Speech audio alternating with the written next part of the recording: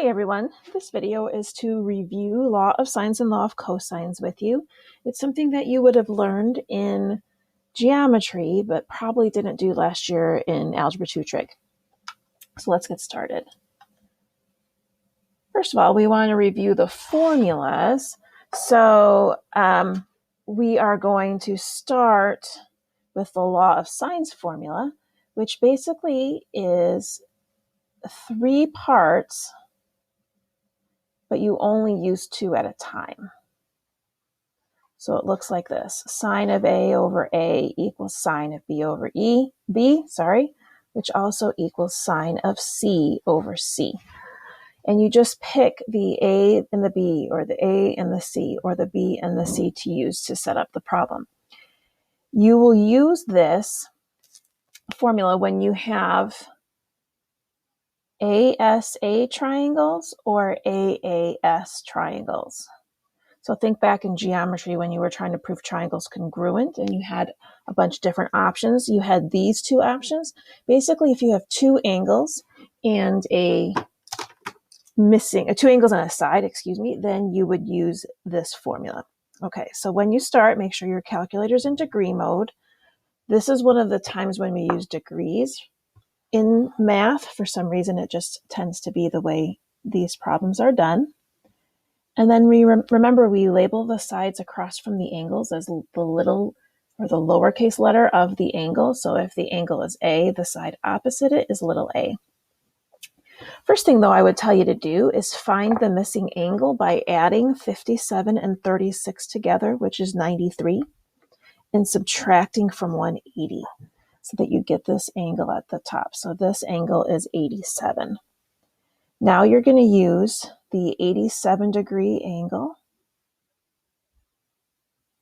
with the side across from it, which is 12, and then decide which side you want to find now. So let's say I want to find side A, so I would do sine of 57 over A, And then we just cross multiply. Okay, so we'll cross multiply, and you're going to do it all in your calculator. So I would just do it all in one step, but I'd probably hit enter in my calculator a couple of times. So I'd probably do 12 times sine of 57 and hit enter, and I get 10.06. And then I'm going to hit divided by sine of 87, and I get 10.0778, so 10.078 centimeters. So that's this side over here. Notice that this triangle started off as ASA, but then once we put the 87 up here, we really have AAS going in either direction. That's why as long as you have 2 angles, it really doesn't matter if what you think of it is, if it's ASA or AAS. Okay, so now I'm going to find side C, and I'm just going to do sine of 36, over C equals, I'm going to go ahead and use that 87 again, sine of 87 over 12. I know that that is correct because it was in the problem, so I'm going to continue to use that. And I'm going to do that cross multiplication. So it's 12 times sine of 36, and then divided by sine of 87. And you should get C is equal to 7.063. Make sure you're trying this on your own with your calculator. So you want to make sure you can get these 2 right, because I haven't done anything with inverse trig on my calculator yet. So I want to make sure that you can get these 2 correct, because then when I go to solve an angle, that can be a little more complicated with the steps. So you want to make sure you're in the right mode. All right, now let's talk about the law of cosines formula. The law of cosines formula looks like this. So it's A squared equals B squared plus C squared minus 2BC times cosine of angle A, or whatever version you need depending on what side you're looking for. So you could switch this up and say C squared equals A squared plus B squared minus 2AB times cosine of C. Okay. And again, you can do it for the B as well, as long as you get it set up correctly for either the angle you're looking for. So you'd be looking for this angle, or you'd be looking for this side on this side. So it depends on what you're looking for. You would use this when you have a side, side, side triangle. So all three sides, and then you'd be looking for an angle, or side, angle, side. And then that means you're going to be looking for the side across from this angle when you start. All right, so for this particular problem, I have a 12, a 15, and then a 57 in the corner. So this is side, angle, side, like I said. That means I'm going to be looking for side A, which is across from angle A. And I'm going to do A squared equals, now B is 15, C is 12, minus 2 times 15 times 12 times cosine of 57. And one of the biggest mistakes students make is not putting things in parentheses properly, or not not following all the way through on their calculator. You don't have to show any of the intermediate steps if you don't want to, but you do have to be careful what you put in your calculator. So for instance, 15 squared plus 12 squared is 369. And then 2 times 15 times 12 is 360. And the reason I'm not doing this all in one step is I want to show you one of the common mistakes that students make. So students want to do 369 minus 360, even though 360 is multiplied to cosine. So the reason I put the parentheses here is so that you will remember to do this part first. So do 360 times cosine of 57 so that you are correctly subtracting. I'm going to write this down so you see what it's supposed to be, but really you should just be keeping everything in your calculator and subtracting that way. So I'm going to do that next, and that gives me 172.9299 ... square root of that answer, and we get that side A is equal to 13.150 centimeters. Okay, but now I need to find the other two angles. So this is 13.15 here. So I want to find one of these two angles, and you have two choices, and how you do it, though, depends on which formula you want to use. So if you want to use law of cosines again, then you would use law of cosines on the side, the angle across from the biggest side. So you here use law of cosines on angle B. I'm not really a big law of cosines fan. I much prefer law of sines. So if I'm going to use law of sines, then I have to use it the smallest angle. So I'm going to use it on the smallest angle. And that has to do with something we haven't quite talked about yet, which is principal solutions. So it has to do with how inverse trig works on your calculator. And we'll get to that a little bit later. Right now, we just want to find angle C. So I'm going to do sine of C, because C is across from that smallest side, 12. And then I'm going to do sine of 57 over that 13.150, but I am going to use the full thing and not the rounded version. Okay. So now from here, I am going to show you a few more steps. Oops, that's a 57. So I'm going to do 12 times sine of 57. And I'm going to put a parenthesis around my 57. And that equals 13.150 times sine of C. So then I'm dividing by that 13.50. So I'm going to make sure I go back up and I grab that. And this gives me 0.7653 ... This is where we do inverse trig. Okay, so this is where you do second sine on your calculator, and it will pop up on your calculator as like a -1. So inverse sine of that answer of 0.7653 gives us that angle C is equal to 49.934 degrees, which I am going to round to 50.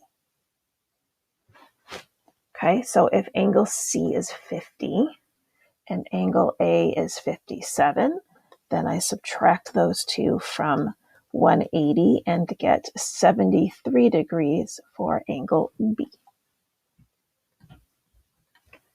All right, one more. This is just to practice law of cosines again. So when we use law of cosines in our first step, so I want you first of all to notice that this is a side triangle, okay? So side automatically means you have to use law of cosines. And when it's side and you use law of cosines, you have to find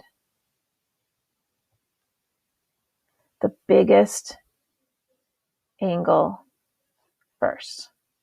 And remember that the biggest angle is always across from the biggest side. Smallest angle is across from the smallest side. So this again has to do with that inverse trig stuff we were talking about. So if I want to find the biggest angle first when I use law of cosines, then I look for the biggest side and I go for the angle across from it. So I'm going to find angle B, which means when I set this up, I'm going to use the formula in this format. B squared equals A squared plus C squared minus 2AC times cosine of angle B. And I'm looking for angle B. So I'm going to be doing a lot of subtracting and then some dividing. So B in this problem is equal to 14 squared. Get a different color here.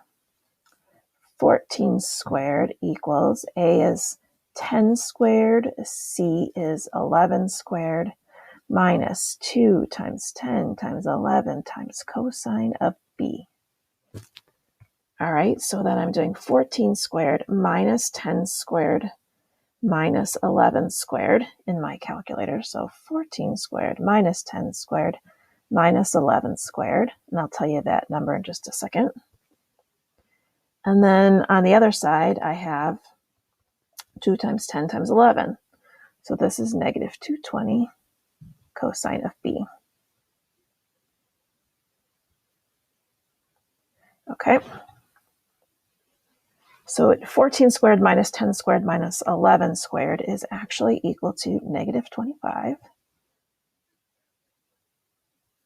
So I get here, now I divide negative 25 by negative 220, and I get a decimal, which is what you should get, 0.11364. I guess I'll round to there. That's cosine of B, and now this is where you do your inverse trig, so you're doing second cosine, so that on your calculator, it will pop up as inverse cosine. So second cosine, and then I'm going to use my answer. So I'm going to do answer here.